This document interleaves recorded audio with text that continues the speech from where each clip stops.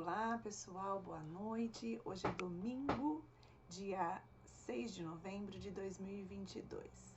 Meu nome é Josiane Ramos Ferreira e aos domingos a gente se encontra por aqui, depois há pessoas que assistem o vídeo, depois em outro dia, para conversarmos um pouco sobre a nossa vida, sobre a psicologia, sobre a psicanálise. Então é um prazer enorme a presença de vocês. Hoje eu quero falar sobre o medo, o desespero, a ansiedade, até o pânico, com tudo que nós estamos vivendo, né? Eu tenho notado, tenho percebido, eu creio que vocês também, algumas pessoas muito preocupadas, muito desesperadas.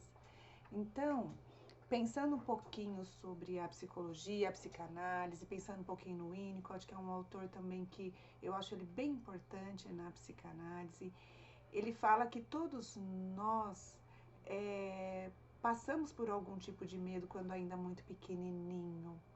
E a gente traz na nossa memória como que foi ter vivido algumas emoções de agonia, lá de trás da nossa vida, coisas que a gente não quer viver nunca mais. Por quê? As piores coisas que poderiam acontecer na nossa vida já aconteceu quando a gente era muito bebê, no sentido se houve algum trauma no ambiente, se houve falhas, né? Se houveram falhas nesse ambiente que gerou em nós algum tipo de agonia impensável. Impensável porque a gente não tinha mente para pensar. Hoje a gente tem medo do retorno dessas agonias. É claro que a gente viveu coisas boas, é claro que tiveram coisas boas, mas os traumas, as falhas, aquilo que a gente não deu conta de viver porque a gente não tinha repertório emocional, a gente não tinha mente para pensar, aquilo fica registrado naquele campo da agonia. E hoje, adulto, a gente fica com medo, quem viveu muito dessas experiências, do retorno dessas agonias impensáveis. O link que eu quero fazer com o momento que a gente vive hoje é que quando alguém fala alguma coisa que pode gerar em nós um pensamento de preocupação, se a gente tem essas vivências interiores, o medo ele vem à tona de uma forma muito grande, o desespero vem à tona. E uma das coisas que são bem importantes que a gente pode ter vivido na infância eram situações invasivas, né? Por exemplo, quando a gente precisava de uma determinada coisa quando muito pequenininha e vinha uma outra no lugar.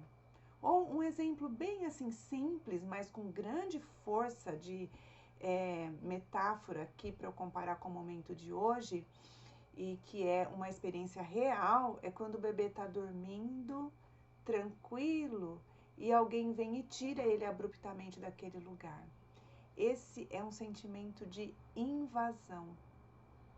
Vocês podem reparar, né? E a minha leitura que eu faço para o momento que a gente vive hoje, as pessoas estão com muito medo de serem invadidas no seu espaço, de serem interrompidas, né, no seu processo de vida.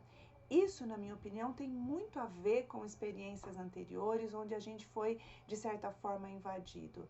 Essa experiência para o bebê de estar num lugar tranquilo, ele ser retirado abruptamente, pode colocar o bebê em estado de, comparando, como solto no espaço, como caindo para sempre. Você já teve sonho assim, que você estava caindo para sempre, parecia que não tinha chão? Né, uma coisa muito solta. Isso tem a ver com as agonias impensáveis. Então, a invasão é algo muito primitivo, sentido de uma forma muito grandiosa, quando a gente era muito pequenininho.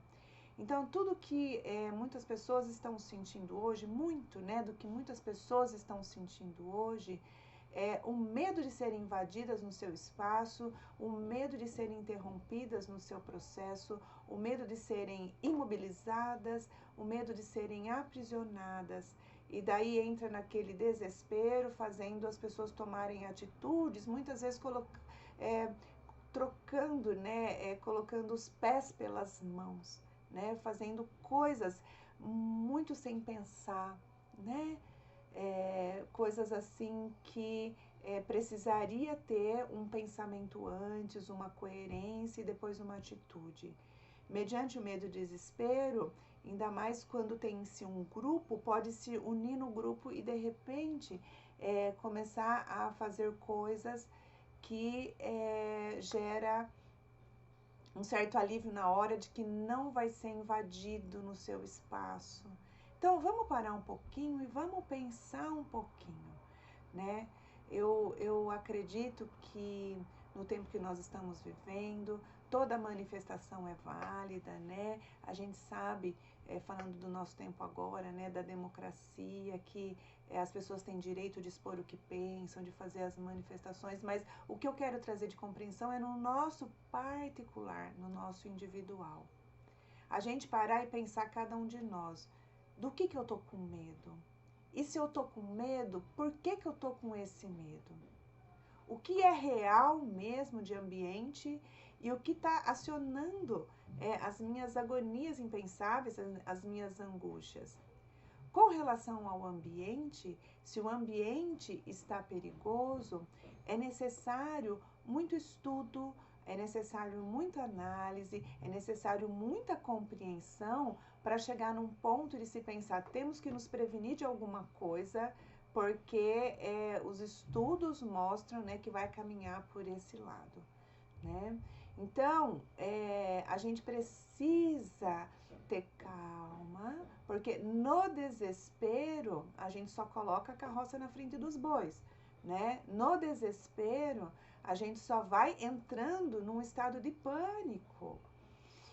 Então a gente precisa respirar, precisa ter a cabeça no lugar, precisa ver se eu estou muito desesperado, avaliar se não tem a ver com as questões emocionais de quando era muito pequenininho, do medo do retorno das coisas ruins que já te aconteceu na vida. Se você está com muito medo de ser invadido, mobilizado, aprisionado, então vamos avaliar, né? Porque se a gente não pensa, se a gente pega só o fluxo das coisas, a gente corre o risco mais de piorar a situação do que de melhorar. Se você está muito confuso com tudo que está acontecendo e está se sentindo muito mal, procure um espaço terapêutico para você conversar. Porque no espaço terapêutico, a gente vai avaliar o que está te amedrontando tanto, o que tem a ver com a tua história de vida, né?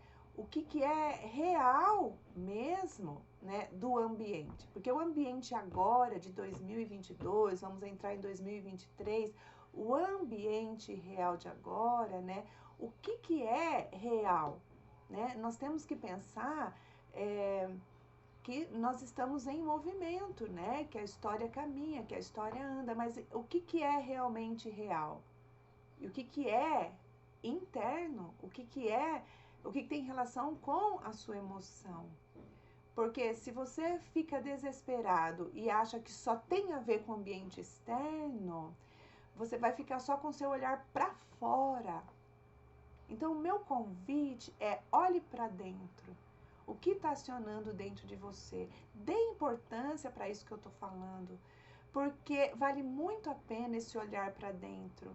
E vale muito a pena, se você está muito desesperado, muito ansioso, muito em pânico, muito nervoso, com o seu impulso, né, vindo à tona, então se acalme, procure um profissional, procure um terapeuta, procure um psicólogo, procure um psicanalista, procure um profissional para você entender o que está acontecendo com você.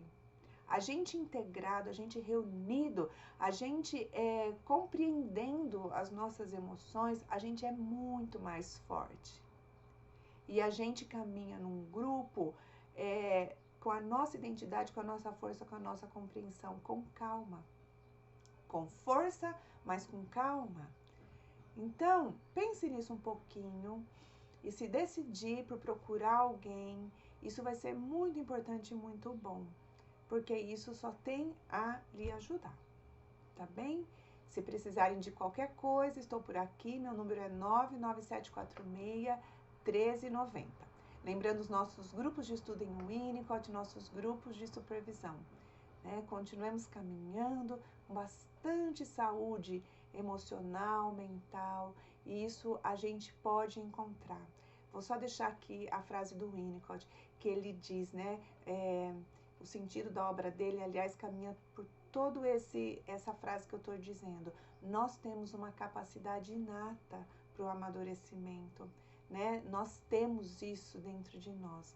A gente precisa olhar e cuidar disso para a gente evoluir, integrar, para a gente amadurecer. O amadurecimento, ele é necessário e ele é bom. Então, busquemos isso na nossa individualidade. Então, que vocês tenham uma boa semana. Desejo que nós caminhemos juntos, fortes, unidos, saudáveis, né? Curados em nossa alma. Um abração, pessoal. Até a próxima. Obrigada.